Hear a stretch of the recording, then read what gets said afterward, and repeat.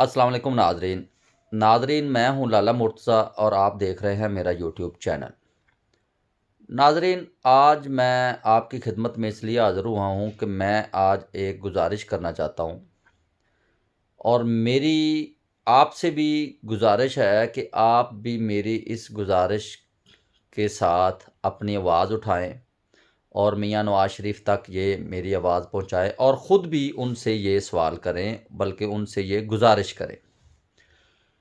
میری میاں نواز شریف صاحب سے گزارش یہ ہے کہ آج سے تقریباً 43 سال پہلے، یعنی کہ آج سے 43 ایئرز پہلے، جب 1980 میں میاں صاحب سیاست میں آئے تھے، اس وقت پاکستان کے اوپر کوئی قرضہ بھی نہیں تھا، پاکستان کی پی آئی اے بھی بہترین چل رہی تھی، پاکستان کی سٹیل مل بھی بہترین چل رہی تھی، منافع میں تھی، پاکستان ریلوے بھی منافع میں تھا، واپڈا بھی منافع میں تھا، مسلم کمرشل بینک بھی منافع میں تھا، یو بی ایل بینک بھی، اے بی ایل بھی، زرعی ترقیاتی بینک بھی، یعنی کہ پاکستان کی پولیس کا جو ادارہ تھا وہ بھی بہترین تھا، پاکستان کا عدالتی نظام بھی بہترین تھا، یعنی کہ پاکستان کا ہر ادارہ جب میاں صاحب سیاست میں آئے ہیں 43 سال پہلے بہترین اپنا کام کر رہا تھا۔ اور اگر میری بات پہ آپ کو یقین نہ آئے تو آپ پیچھے ہسٹری نکال کے دیکھ لیجیے گا کہ جب میاں صاحب آئے ہیں اس سے پہلے پاکستانی اداروں کا کیا حال تھا، اور ان کی 40 سال تجربے کے بعد پاکستان کا کیا حال ہوا۔ میری میاں صاحب سے گزارش یہ ہے کہ پاکستان کا کوئی ادارہ آپ نے نہیں چھوڑا جس کا ستیہ ناش نہ کیا ہو۔ کوئی ایک ادارہ مجھے بتا دیں، کوئی صوبائی ہو یا وفاقی ہو، کہ جس کے اوپر عوام مطمئن ہو۔ کوئی ایک ادارہ جو سرکاری ہو اور عوام کی خدمت کر رہا ہو۔ تعلیمی نظام وہ تباہ کر دیا آپ نے، بچے جو ہیں وہ پرائیویٹ سکولوں میں پڑھانے پر لوگ مجبور ہیں۔ صحت کا نظام وہ تباہ کر دیا آپ نے، ہاسپٹلوں کا سرکاری سفارشی بھرتی کر کر کے آپ نے۔ میاں صاحب، میری آپ سے گزارش یہ ہے کہ ایک ہم اسلامی ملک ہیں، ایک ہمارے یہ اقدار ہی ہمارے پاس رہ گئے ہیں، اور خدا کا واسطہ ہے اس کو تو بخش دیں۔ یہ گندی کتابیں، یہ آڈیو ویڈیو والا نظام تو نہ ادھر لے کے آئیں۔ ہماری نسلوں نے ادھر رہنا ہے۔ چلو ہم یہ ادارے آپ نے تباہ کر دیے، ہم گزارا کر رہے ہیں، لیکن اگر آپ نے ہماری اسلامی روایات ہی تباہ کر دیں تو پھر ہم اپنے بچوں کو لے کے تو کہیں جا بھی نہیں سکتے۔ 95% پاکستانی ایسے ہیں جو آپ کی طرح لندن، دبئی، امریکہ میں اپنے بچوں کو نہیں لے کے جا سکتے، وہ اپنی فیملیوں کو ادھر نہیں شفٹ کر سکتے جس طرح آپ کر سکتے ہیں۔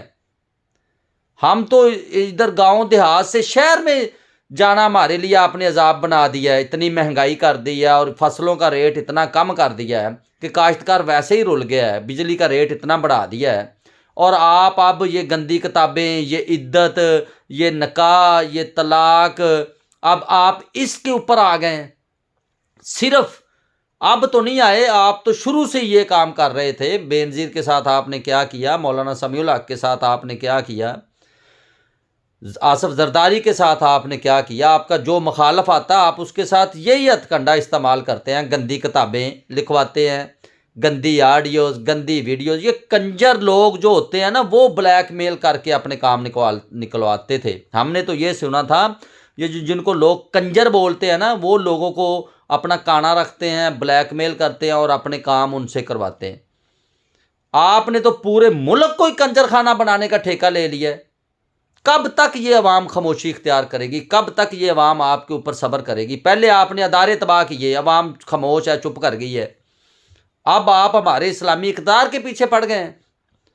گندی کتابیں لکھوانے کا، یا ایک جو سابقہ بیوی ہے وہ اپنے شوہر کے اوپر کتاب، وہ تو گند، وہ انگریزوں کے ادھر جو معاشرے ہیں ادھر بھی نہیں یہ لکھے جاتے، جو آپ نے شروع کر دی ہے۔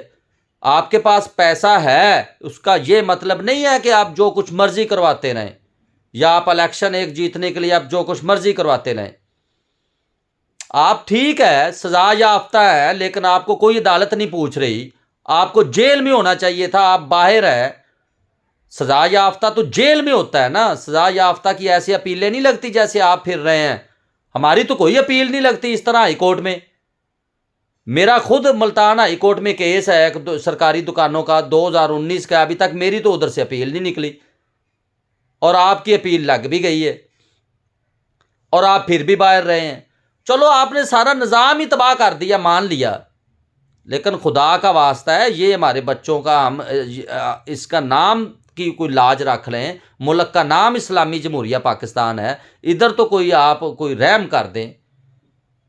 40 سال جو آپ نے کوئی ادارہ نہیں چھوڑا، 40 سال میں آپ مجھے بتائیں نا کون سا ادارہ آپ نے ٹھیک کیا ہے، یا جب آپ سیاست میں آئے سے اس سے پہلے اس کو بہتر کر دیا ہے، یا کوئی نیا ادارہ ایسا کھڑا کر دیا ہے؟ صرف اپنی جائیدادیں کھڑی کرنے کے علاوہ اور آپ نے کیا کیا؟ کوئی ایک تو بتائے نا۔ او اللہ کے بندو، یہ ہم مسلمان ہیں، یہ کام معافی دے دیں ہمیں۔ یہ گندی کتابیں، یہ لوگوں کے گھروں میں جھانکنا، یہ لوگوں کی سابقہ بیویاں، سابقہ شوہر نکال کے لانا، یہ کنجر خانہ پروگرام کنجر کرتے ہیں۔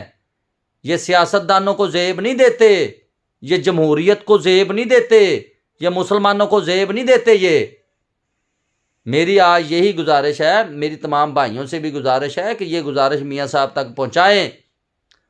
سب ایک جیسے نہیں ہیں جو آپ کی ہر بات پہ واہ واہ کرتے رہیں گے، بہت برا سمجھا جا رہا ہے اس کو، بڑے ذلیل ہو رہے ہیں آپ۔ ووٹ تو آپ کا پہلے ہی نہیں چھوڑا آپ کے بھائی نے مہنگائی کر کر کے، تو اب آپ الٹا ضلالت اکٹھی کر رہے ہیں۔ یہ جو آپ کو مشورے دے رہے ہیں نا، یہ آپ کا نقصان کر رہے ہیں، یہ آپ کے فائدے میں نہیں ہے۔ یہ گندی کتابیں لکھوانے والا، یہ گندی آڈیو ویڈیو، یہ جو پروگرام ہے، جو آپ کو مشورہ دے رہا ہے وہ آپ کا دوست نہیں ہے، وہ آپ کا دشمن ہے۔ وہ آپ کی رہی صحیح جو سیاست ہے اس کو بھی کھڈے لین لگا رہا ہے۔ آپ یہ بات 40 سال پہلے بھی نہیں سمجھ سکے اور آج بھی نہیں سمجھ رہے ہیں یہ بات۔ تب بھی آپ سنی سنائی باتوں پہ یقین کرتے تھے، اب بھی آپ سنی سنائی باتوں پہ یقین کرتے ہیں۔ اپنی عقل استعمال کر لیا کریں۔